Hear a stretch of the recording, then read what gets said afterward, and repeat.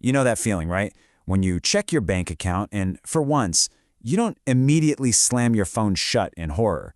Instead, you actually smile. That's the moment. The moment you realize you can afford a coffee without having to eat ramen for the rest of the week. Okay, let's get into this because there's a very specific number where that whole feeling shifts. For so many of us, that feeling of dread is just a constant companion. It's that stress of living paycheck to paycheck, where every little expense feels like it could be a complete disaster. It just eats up all your brain space, you know? It dictates every choice you make. But what if I told you there's a way out of that loop? And I'm willing to bet it's not the number you're thinking of. We're not talking about $1 million here. No. It's a much smaller, way more achievable milestone that completely rewires your relationship with money. And once you hit it, believe me, everything changes. So let's start at the beginning. We got to talk about that all too familiar feeling first. It's the starting line for this whole journey. And for a lot of people, it's just defined by this constant struggle and this low-grade financial anxiety. You hear it all the time, right?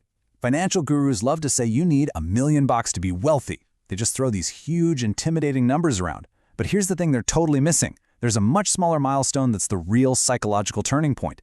It's the first invisible wall you've got to break through. And that brings us right to the turning point itself. This is the number that honestly often separates the people who will go on to build real wealth from those who will spend their whole lives just trying to keep their head above water. And that number is $20,000. Now hold on. This isn't about being rich. Not yet. This is the first major threshold that changes the entire game. It's the point where you finally stop surviving and you can actually start building. And this idea just captures it perfectly.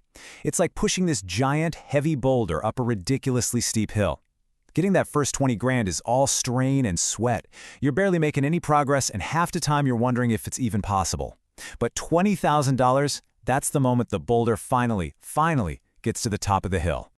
But see, the difference isn't just about the math. The real magic, the real transformation is what happens inside your brain.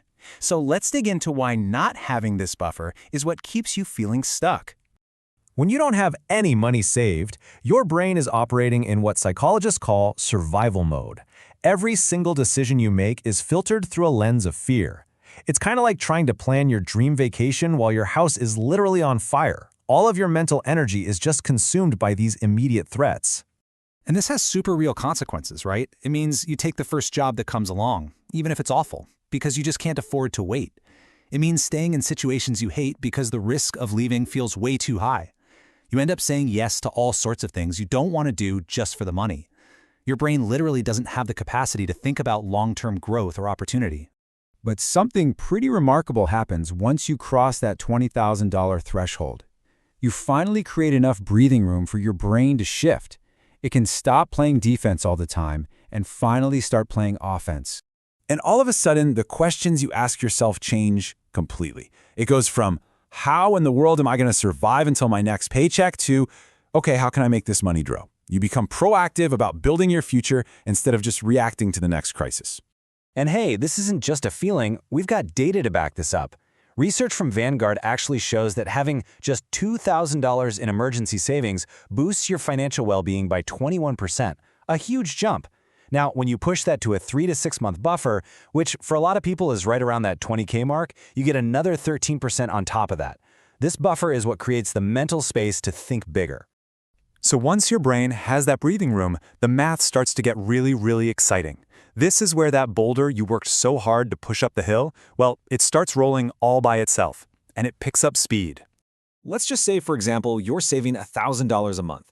Getting to that first 20 grand, it takes about 19 months. It's a total grind. But look what happens next.